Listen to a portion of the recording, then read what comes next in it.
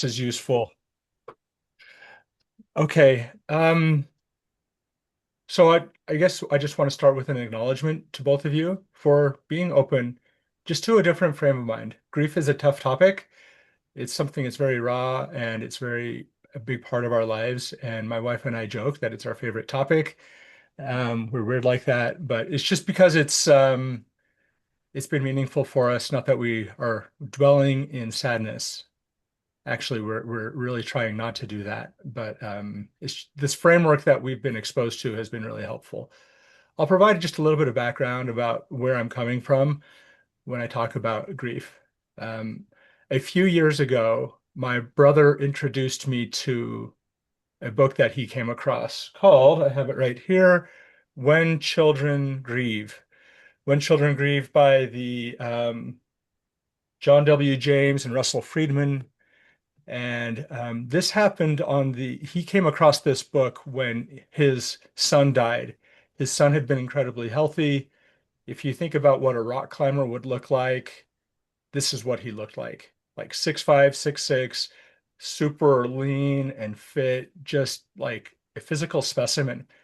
He got really sick and he ended up dying from leukemia several months later, even after a bone marrow transplant from his sister. And of course, this was very traumatizing to his family and to all of us when his son died.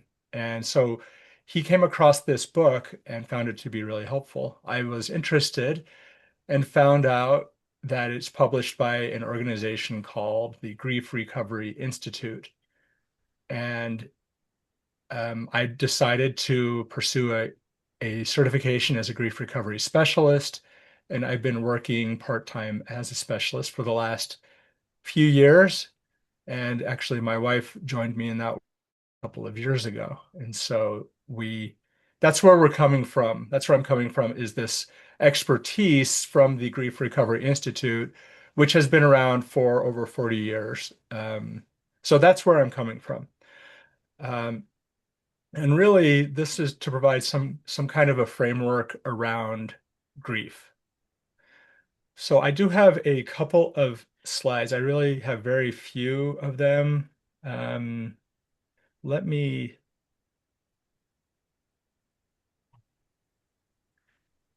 okay.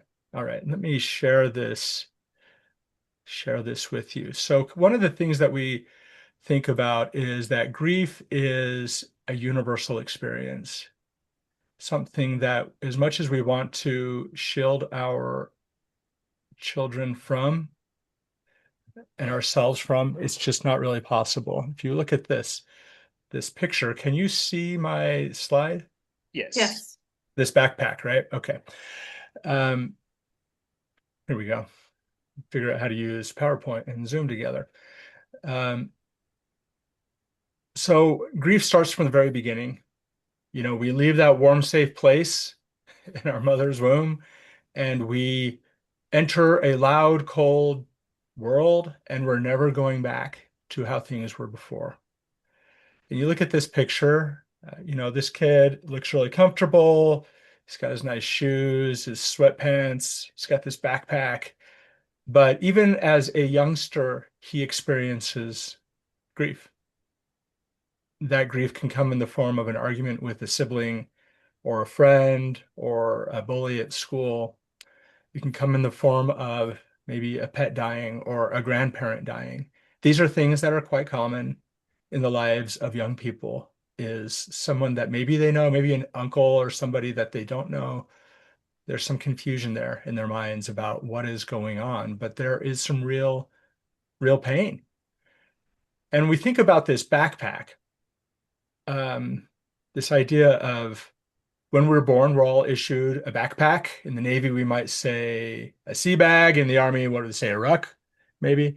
Something like that. And into that backpack, we're putting different sizes of rocks. And those rocks represent different grief events in our life. Some of them are small, some of them are bigger, some of them are boulders, and they affect us. One key principle that we think about is that grief is cumulative, is cumulatively harmful. I always have a hard time saying that word. It is cumulatively harmful. Mm. And so when we put the rocks in, we're not really taught how to pull them out. So as we continue on in our lives, I like this picture. It's a very well balanced backpack. This person, I feel like they're in the Appalachian Trail up there in New Hampshire, maybe North Carolina. I guess it touches both of y'all, right? More or less. It's well balanced. You kind of figure out how to keep that close to your center of mass, and you're still plugging on. You're still living life. You're still finding a lot of joy in life and these rocks, but you're still continuing to put rocks into your backpack. After a while, maybe you become a little bit less tidy. That bedroll is getting a little bit maybe less tidy. It is wrapped in a nice garbage bag, I guess, to keep it dry, so that's helpful. And we look at this person and we're just really kind of really pleased, I guess, or really acknowledge their diligence in pressing forward in the midst of all of these things that are weighing them down. Move forward, and maybe things get really kind of wild with this guy. And then I like this last one here for our military folks. We got a Marine with the in his uniform. He's got his cool sunglasses on. He's got the grin, and I can't tell if he's coming or he's going to deployment or something like that. But he's just kind of holding everything. So what if we could remove some of those rocks from our lives? So really the idea of this slide is to emphasize that 100% of us are grievers, and throughout our lives, we are experiencing grief. Pat was talking earlier about some of the events in his life. Um, but some of those grief events are other things. So I'm wondering how this kind of how this lands, this idea of the universality of grief.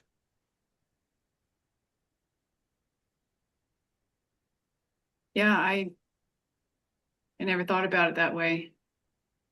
Uh, it's not something that you're conscious of. Um, but yeah, I suppose that there are like hidden sources or um, uh, stashes of grief that haven't been examined or uh, maybe brought to light yet. Yeah, and just that whole concept, John, that you mentioned about the cumulative effect.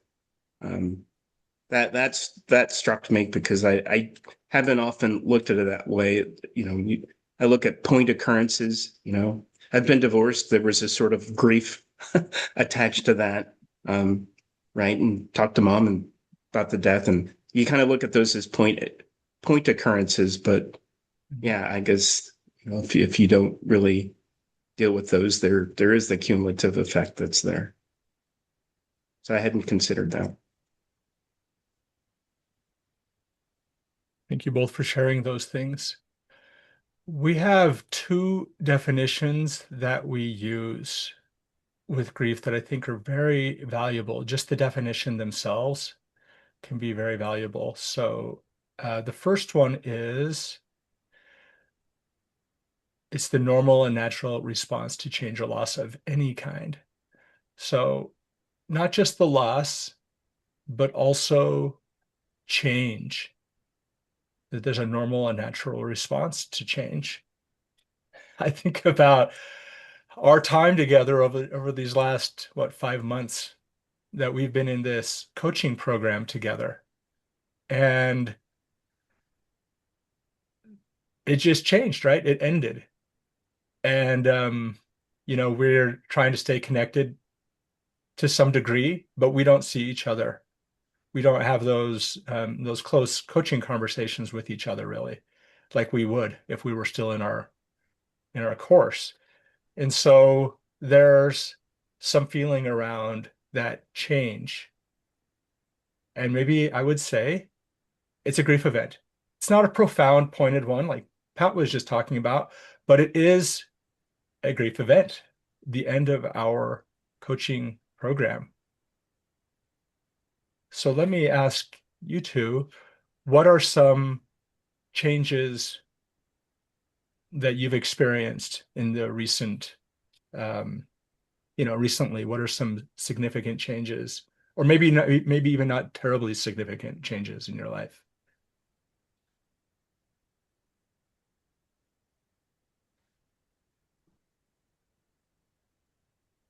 Well, I'll start. You know, even as we started up the course, I changed. Well, not changed. I ended my work at Boeing, which was a big change. Um, I left the life of in August of last year of a person without cancer to being a person with cancer. That was a change that um, a bit of a and then just like you talked about, John, probably the third biggest one is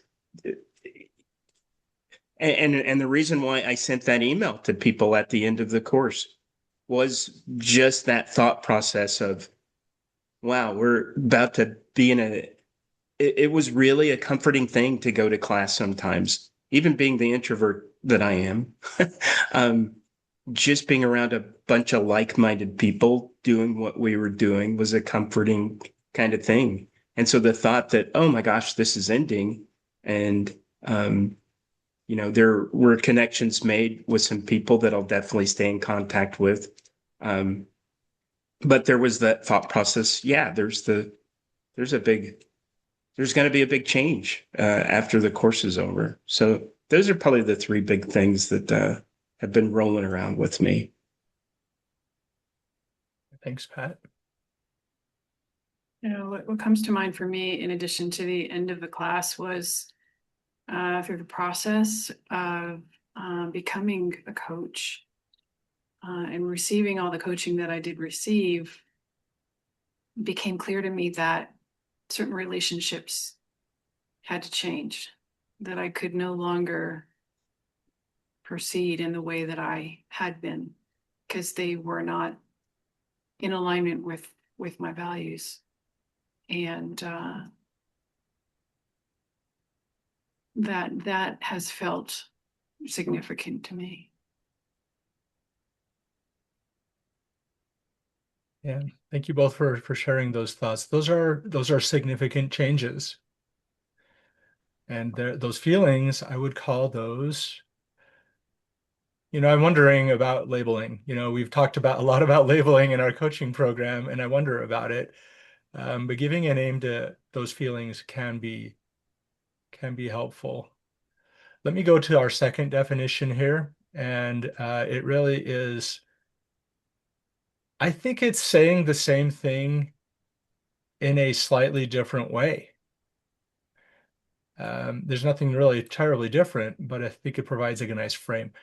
The conflicting feelings caused by the end or change in a familiar pattern of behavior. So I asked you about these changes in your lives, and what I would perceive is some of those have conflicting feelings around them. I would imagine, Pat, with leaving Boeing, there were a lot of conflicting feelings. There was some happiness, there was some excitement, but there was also this sense of loss of, I don't know if purpose is really the right, it's, you have a different purpose in life maybe now. Instead of Boeing's purpose, you have your own purpose, but it's a different one, right? You have these coworkers that you worked with that maybe some of them you're happy to leave in the past, but others you really enjoyed being with them. I don't know if that's true. Those are experiences that I had when I retired from the Navy a few years ago, that um, there were a lot of emotions, um, positive and negative, and they were all over the place. And that is grief. A couple of other events that I think are really, um, so again, I'm kind of pointing to this, these pointed ones of death and divorce are huge, and they are really maybe ones that really come to mind. But things like graduation My daughter is my youngest. She's a senior in college.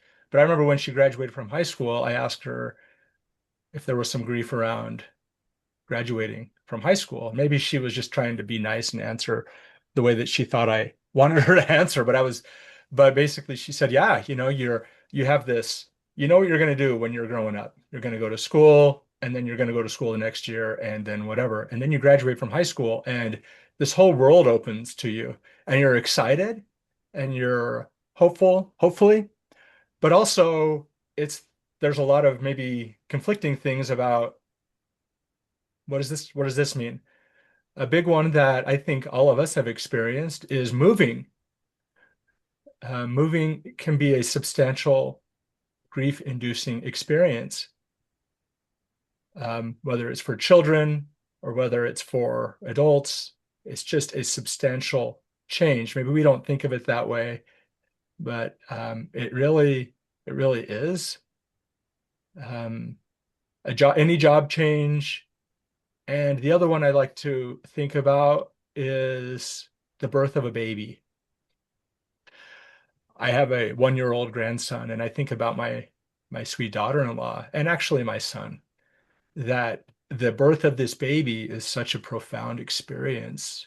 And this little guy is such a source of light and happiness and joy and all of those things, but also their lives are never going back to the way they were. Maybe bodies will never go back to the way they were. Sleeping was not going to go back for a really long time to the way it was before.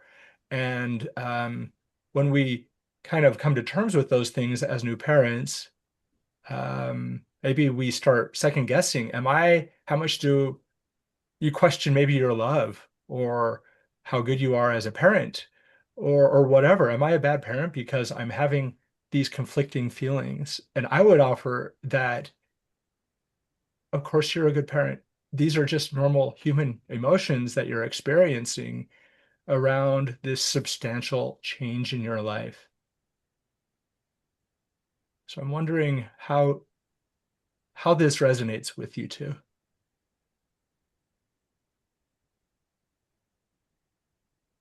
No, Yeah. I was re-looking at that definition as you were talking, John, and that change of a familiar pattern of behavior. Yeah, that I mean, I am I love my routines. I love the routine of life, and I notice that whenever something along the terms of what we're talking about happens and it throws me off, I get that sensation that you're talking about. Like, whoa, well, what happened here? Why? And so it definitely I connect with that thought and am looking at it in a different way. I used to just think of it, oh, I'm feeling this way just because it's a change in my routine. But now as I look at this, yeah, there's more to it than that.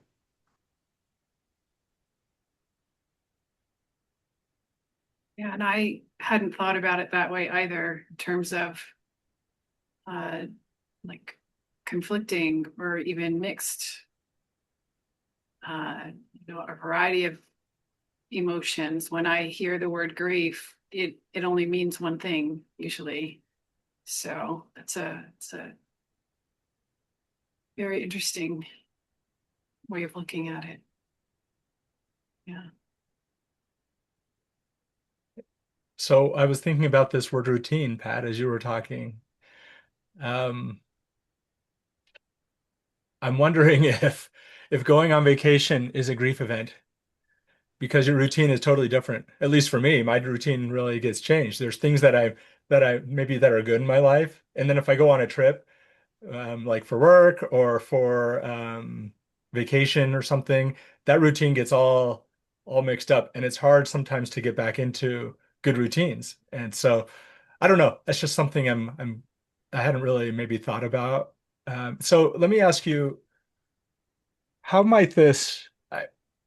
how might this be beneficial for maybe a coaching client, like some of these principles that we've talked about today?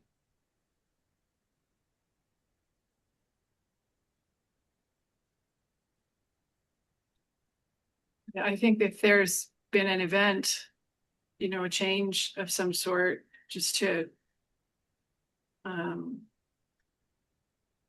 introduce that as a possible area of exploration. In that there might be several different things that are happening in terms of like whatever emotions are being experienced following a significant change. Yeah, no, I agree. That's how I was looking at it. But before this, John, if somebody had said, just as you're asking a question and they're talking about their life and just recent events, before this, in my head, there might not have been a question about that change in routine that they talked about.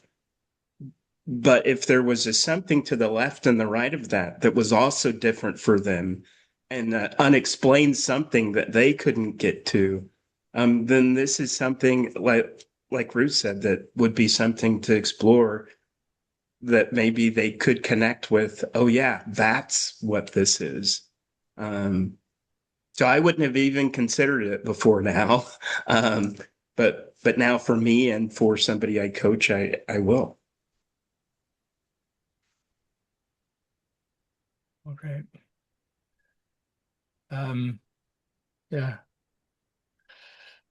Kind of the last thing that I want to talk about, and we'll spend a little bit of time here. I want to give you plenty of time to bring up any topics that you want, or we'll see how this goes.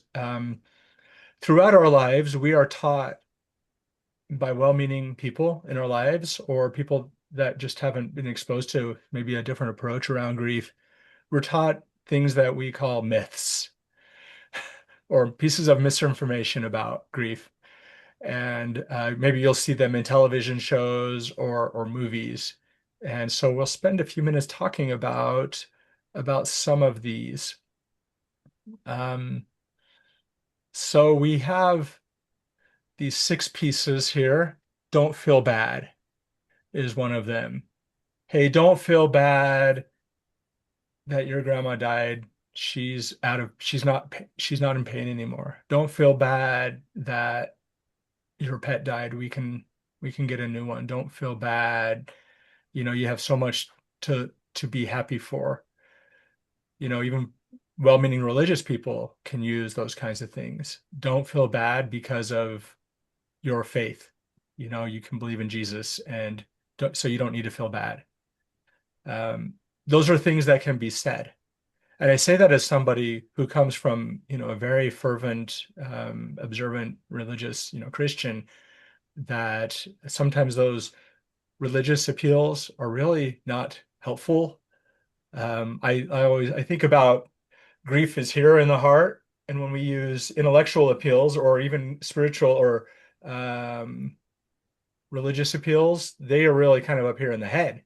And so when you kind of approach grief trying to as solving it, we're up here, but really I'm down here in the heart, and it's not helpful. We're using the wrong tool. We're using a paintbrush. We're using a screwdriver to paint the wall instead of, a paintbrush. Sometimes there's this idea of replace the loss, and that could be manifest in maybe in a couple of different ideas. Hey, the puppy died, we'll go adopt a new puppy. Well, it's not the same puppy, even if it looks the same, right? I don't have the same relationship with this puppy, even if they are like carbon copies of each other. Sometimes we hear this grieve alone. Hey, if you're gonna cry, go cry in your room, or I'll give you something to cry about. These are things that hopefully maybe we don't say them, but things that we've heard.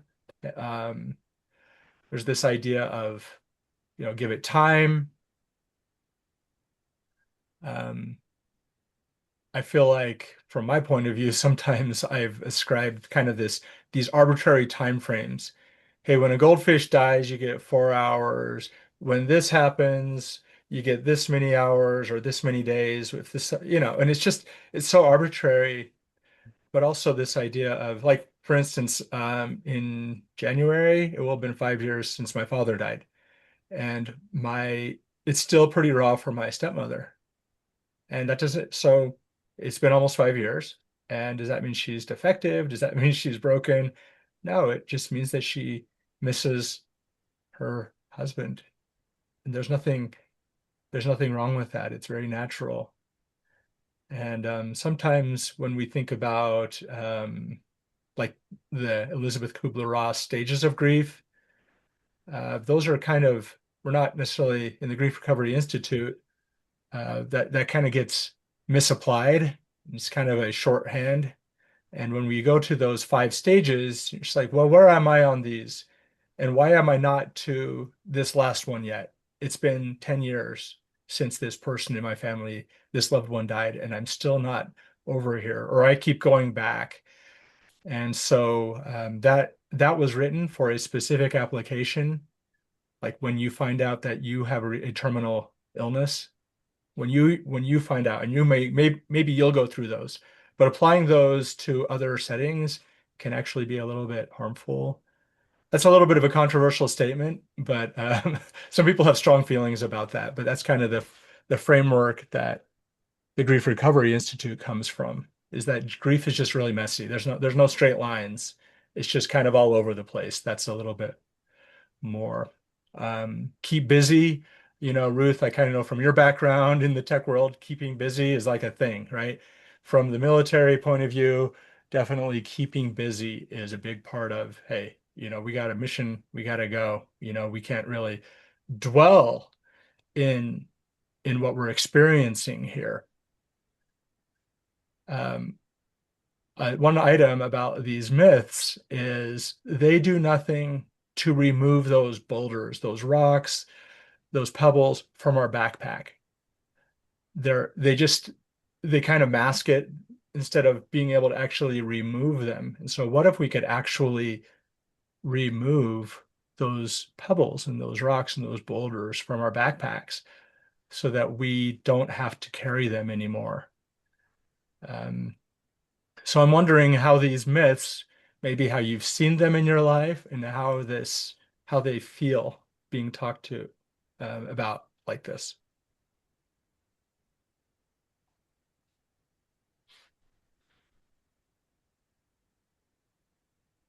Yeah, well, as for me, I can resonate with either being on the receiving end of those or considering saying those to others, but ultimately, agreeing that everybody, goes through grief differently and is able to resolve at different times, different ways, different durations. But ultimately, I like what you said about John, that most of those are going towards the intellect versus the true nature of grief, which is truly in the heart. The thing that was going through my head was, the ultimate thing that somebody grieving wants is one, just people understanding that they're grieving and meeting them there. Nothing more, nothing less can really help at that point. For sure. And I would say that all the myths were familiar, and if you consider how what's the adjective, unacceptable death is in our society. It's our particular culture. There are some cultures that embrace death, and it's part of the normal cycle of life. But in our culture here, death is hidden, and so encountering somebody who's experienced a loss, we do our best to be compassionate, and at the same time, we don't really want to get into it. So So there's all these myths. I, I guess they've just come out of how people have chosen to perceive it in a way that's acceptable socially. Yeah. I had this theory around grief, especially in my religious tradition and where I live. I'm surrounded by a lot of people that have similar faith, religious beliefs as me. And I was talking to a coworker and I said, I have a theory that in our culture, like specifically in Utah, we're good at supporting people in death, but we're not so good at supporting people in divorce for some reason. And she told me, she said, "Oh, I disagree with you." I was like, "Oh, I'm very curious now because everybody else I've told this has agreed." And she said, "I think we're bad at all of it." I think we're good for like a solid 2 weeks. We'll bring over some casseroles, maybe we'll help clean your house. We'll do a handful of things. But after that, it's just kind of, I think to what I'm hearing from you, Ruth, is okay, you know, now it's up to you. And that was kind of a sobering idea to hear her say, because I think that people are well-meaning. They really want to support one another in general. And but maybe we don't know what to do. We don't know how to answer. And I think about what Pat was saying at the end. What was it that you said? Just kind of be with them where they are. And what else are your thoughts there, Pat? No, and I guess just try to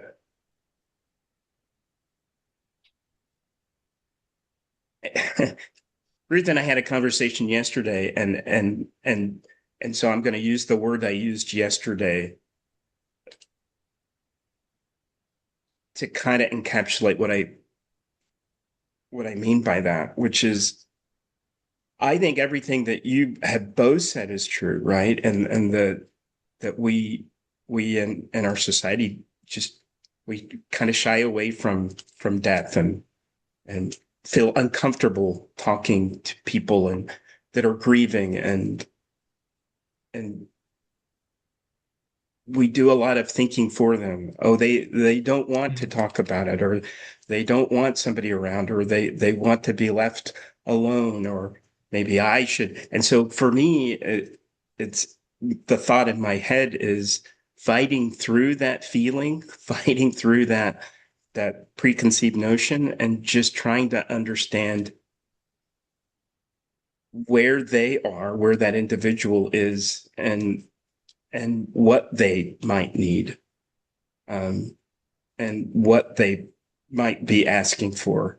And again, almost like in a coaching sense versus that typical American sense of yes, I understand you're grieving. You understand you're grieving. Let me try to get past all of my stuff to see and be with you where you are. So come without an agenda and just kind of let them guide. Is that what I'm Yeah. kind of hearing? Yeah. I like that. Ruth, what are your thoughts? Yeah, I'd agree with that. And also presenting the facts that you presented earlier, John, about there's no one path, that it's all over the place. And maybe there's a better way to describe it for them, but just to offer up the possibility that whatever they're experiencing, it's okay. I don't know. There's got to be some way to phrase it, but there's nothing you can tell them that will prepare them, right? At least that's what I feel. And I don't know. I don't know. What do you tell them, John? Yeah, you're asking hard questions. No, I think you're on. I mean, let me answer it this way and see if it helps. One of the members of our cohort referred a friend of his, and we started coaching. And he asked my background, and so I gave him like a 1 minute explanation of how grief work led me into coaching. And he was quite interested. And so I sent him a link for the Grief Recovery Handbook, which is the main book for the Grief Recovery Institute. And it's right here. Why don't I just, okay, the Grief There, Recovery I just Handbook. thought, there you go. Mamacita, why don't I just turn off this blur? So the Grief Recovery Handbook, it's a wonderful book. This is the one I would actually recommend first, but those two, between this one and the When Children Grieve. So I recommended, I just sent him basically as a resource, kind of like what we do in coaching. Hey, if you're interested, you can. So we met, I think it might have been the following week. It might have been 2 weeks later. I can't remember. And he had purchased it and he was 4 chapters in. And it became very clear that he wanted to do grief work. So we finished that coaching session and we went into 7 weeks of the grief recovery method. And it was so powerful just talking with him and going through this method with him. And actually these coaching skills that we had been working on for, all this time together really helped me be a better specialist for him. So I guess, why did I say that? How am I answering your question? I'm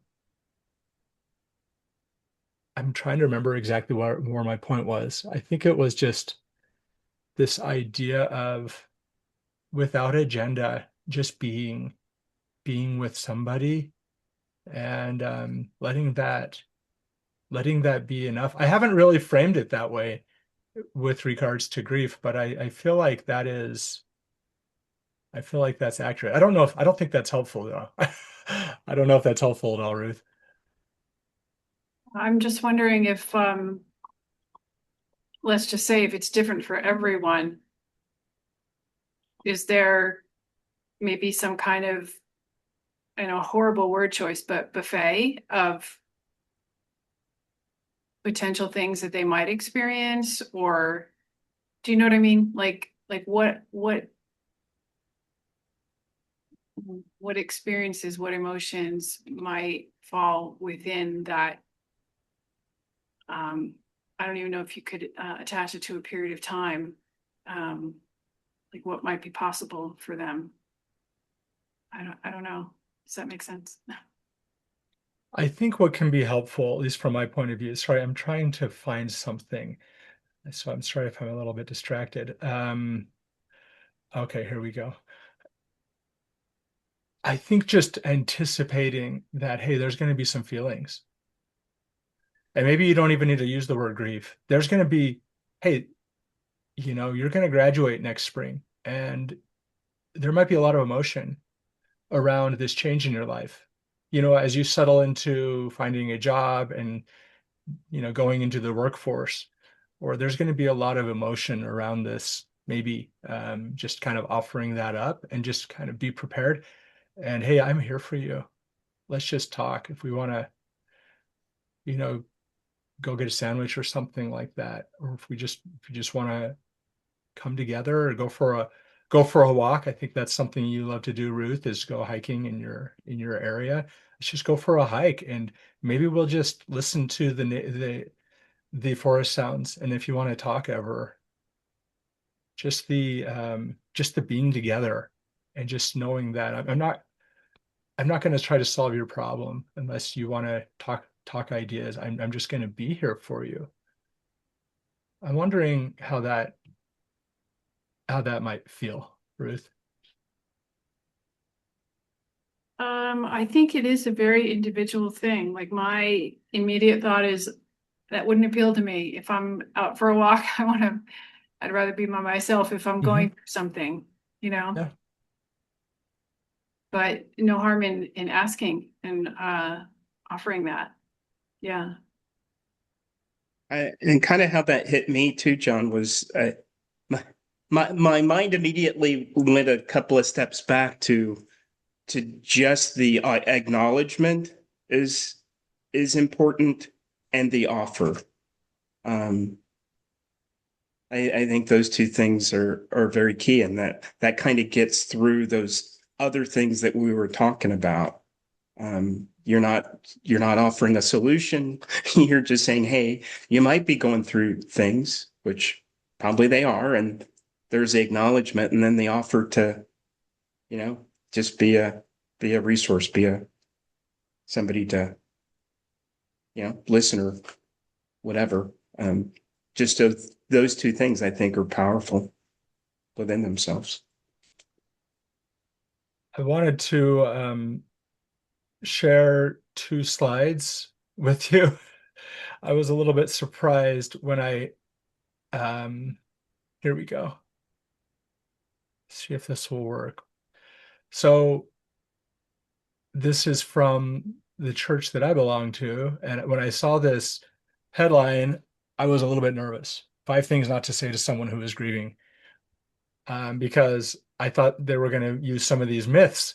And I was very pleased because they were really aligned with the things that I've been studying and working on for all these years. And so what I think is really interesting is this is a church publication. And even though they're saying God has a plan, that's not helpful. They're in a better place. Just have faith, pray harder, you know, increase your righteousness or anything like that. Whether those things are true or not is up to kind of an individual person to decide. But those things are all going up here. They are not going to the heart. I know exactly how you feel. People really don't want to, I don't think you didn't know my father. I don't think you know exactly how I feel. Maybe you know how you felt when something similar happened. So that's something that could be used. When my father died, this is how I felt. I don't know if that, and again, without attachment, that's why I think this coaching modality actually is really helpful, because we can really share these things completely without attachment. And I think that's really, really helpful. And then I'll go to the next slide, which did not work. Okay, here we go. And these are 5 things that you could say. Like, I don't know what to say, but I'm really glad you told me it's really okay to feel this way. It's okay for you to feel heartbroken or to feel scared or to feel, again, maybe we don't want to give them, label them, this is how you're feeling. We can use these coaching skills that we have used. I'm here for you. I care about you. I think these things can be helpful. And I guess I'm wondering how they feel to you.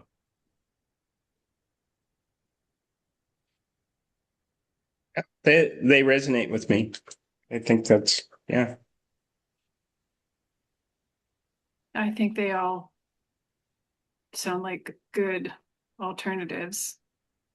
The one that kind of stuck out is I'm here for you. I think I would say that for some people, but maybe, it depends on the kind of relationship you have with them, because it might come across as like, oh, well, it's not like we've ever been in touch with each other before, but you're offering this. It feels kind of, I don't know.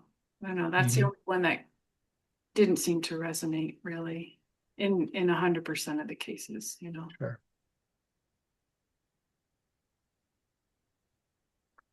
Well, those are the main things that I was hoping to cover today. I hope there's been some value for you. I've certainly enjoyed being with both of you, and you've actually both given me some this discussion has really, I think, kind of refined some things in my mind. As far as things that I would consider, I would really consider reading the Grief Recovery Handbook. I think it's an incredible book. It's like $8 on Amazon. It's so cheap. I'd recommend just getting the physical book. I listen to a lot of audiobooks, but this one I wrote like crazy in it. And I wanted to linger in. I wanted to look at the page. I wanted to look at the words. I wanted to go back and forth. And so that would be a recommendation that I would have if you wanted to think about this a little bit more and get into a little more depth in some of these things. those are kind of my thoughts. I'm going to go ahead and end this recording here and just see if